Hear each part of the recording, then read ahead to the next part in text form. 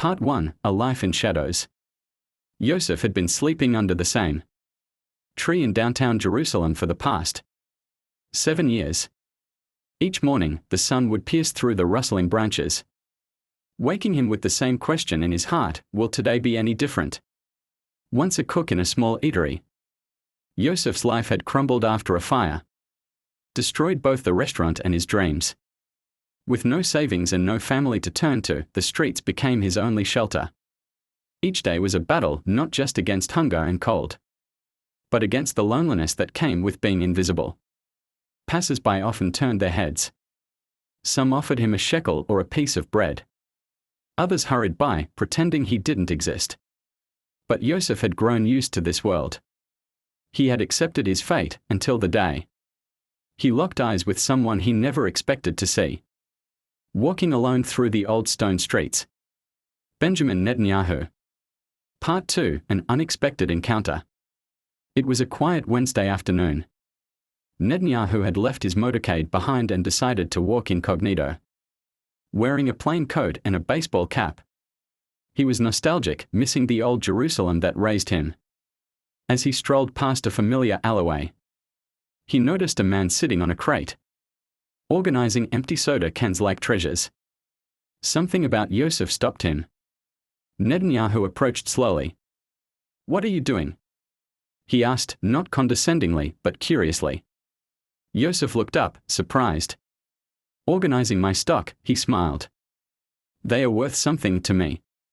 Instead of walking away, Netanyahu sat on the nearby stone bench. For nearly 30 minutes, they talked. Yosef, cautious at first, gradually opened up. He told Netanyahu about the restaurant he once loved, the spices he used to grind by hand, and the customers who came just to taste his lamb stew. "You were a chef?" Netanyahu asked. "I am a chef," Yosef corrected. "Just without a kitchen." Part 3, The Seed of an Idea. Later that night, Netanyahu couldn't stop thinking about the encounter. His advisors were perplexed when he called a midnight meeting not to discuss defense or diplomacy, but to talk about a man who lived under a tree. "I met someone today," he said. "He lost everything, but not his spirit." They listened, unsure of where the Prime Minister was heading. "I want to build him a restaurant," Netanyahu said firmly. "Not as charity, as an opportunity." "Sir, that's unorthodox," one aide muttered. "And exactly why we should do it," Netanyahu replied. Part 4, Building Hope. Within days, a location was found, an old bakery space in the heart of Jerusalem, just blocks from where Yosef slept. The interior was stripped, redesigned, and refurbished with care. But Netanyahu insisted on something more: Yosef would make every decision. Yosef was overwhelmed. "You're giving me a restaurant. I'm giving you the chance to bring your dream back to life," Netanyahu said. Yosef chose the name, Zayit V'Lechem, olive and bread, a symbol of simplicity, tradition, and peace. He chose the colors, the tables, the kitchen layout. He even designed the menu from scratch, based on recipes he used to cook with his mother in Haifa. But it wasn't just about the food. It was about reclaiming his dignity. Part 5, Opening Night. When the grand opening came, the whole city buzzed. Journalists crowded the entrance. Locals who once passed Yosef without a second glance now lined up to taste his signature dishes. Netanyahu attended quietly, sitting in a corner with his wife. He didn't want the spotlight, he wanted the spotlight on Yosef. Yosef stepped onto a small platform and spoke. "I once thought my life was over," he began. "I thought I was invisible. But someone saw me. Not as a beggar. As a person." The crowd applauded. Many cried. And when the first plates of food came out, grilled eggplant with tahini, roasted lamb with ziyada, and warm nafeh, everyone agreed Yosef hadn't just returned. He had risen. Part 6, More Than a Restaurant. Within months, Zayit V'Lechem became a symbol in Israel. But Yosef didn't stop there. He hired other homeless people to work in his kitchen. He offered free meals to anyone in need every Friday evening. Netanyahu visited once more, quietly sitting near the back. "You've created something powerful," he told Yosef. "I only followed your example," Yosef replied. "You opened a door. I kept it open for others." The restaurant grew into a movement. Donations came in from around the world. A second branch opened in Tel Aviv, this time not funded by the government, but by the people. Epilogue: a different kind of leadership.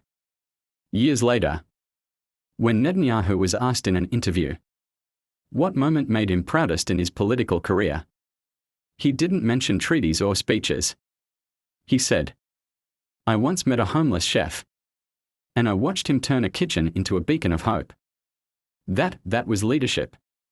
And in downtown Jerusalem, under the same tree where it all began, a small plaque was placed. "Here once slept a man named Yosef. Now, he feeds the soul of a city." Part 7, Building a Movement.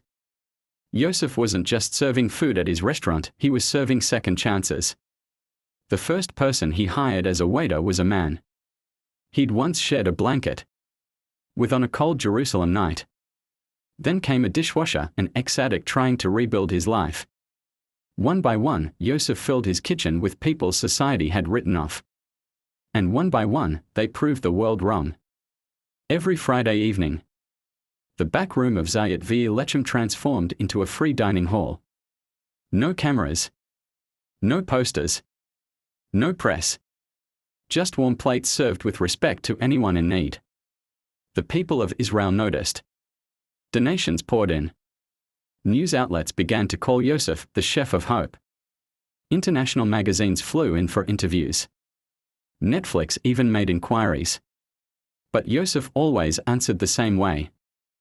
"I'm just someone who remembers what it feels like when someone believes in you." Part 8, the second branch. Tel Aviv.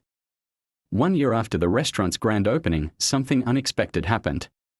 People in Tel Aviv launched an online campaign. "We want Zayat Lechem in Tel Aviv." Thousands signed the petition.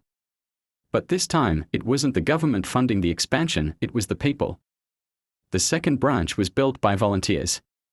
And just like the original, it followed Yosef's core rule: only hire those who need a second chance. The head chef was a refugee from Sudan.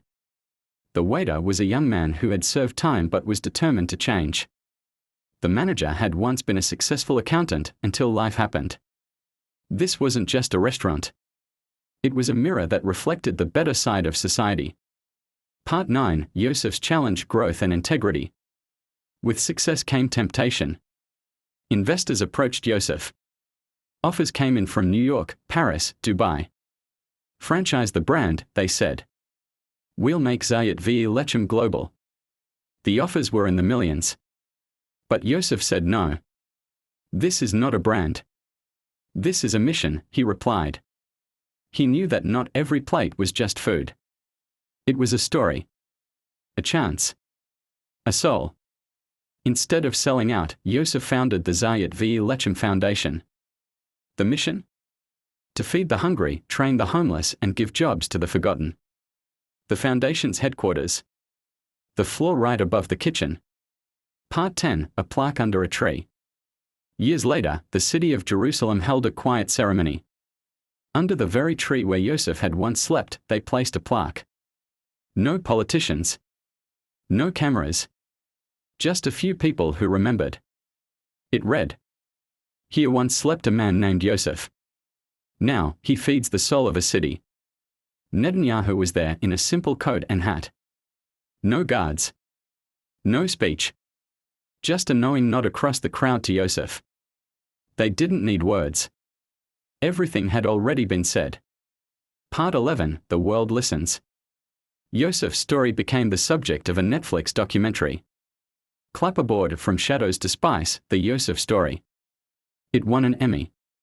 At the awards ceremony, Yosef stood on stage in his white chef's coat and said, "I never dreamed of stars. I just believed in the warmth of bread. But someone looked at me once and saw light. And that light brought me here." Part 12, Legacy. Yosef had grown older. His hands shook slightly. But he still came in every morning to make the first pot of tea. Young chefs sought his advice. Volunteers asked for his wisdom. His only instruction: don't cook food. Cook people's dignity. And Netanyahu, when asked during an interview about the proudest moment in his political career, he didn't mention treaties or elections. He said, "I once met a homeless man. I opened a door. He opened a city's heart." Final words. And in the quiet streets of Jerusalem, if you pass a certain olive tree, you may hear a whisper on the wind. Here slept a man named Yosef. Then he rose and awakened a nation.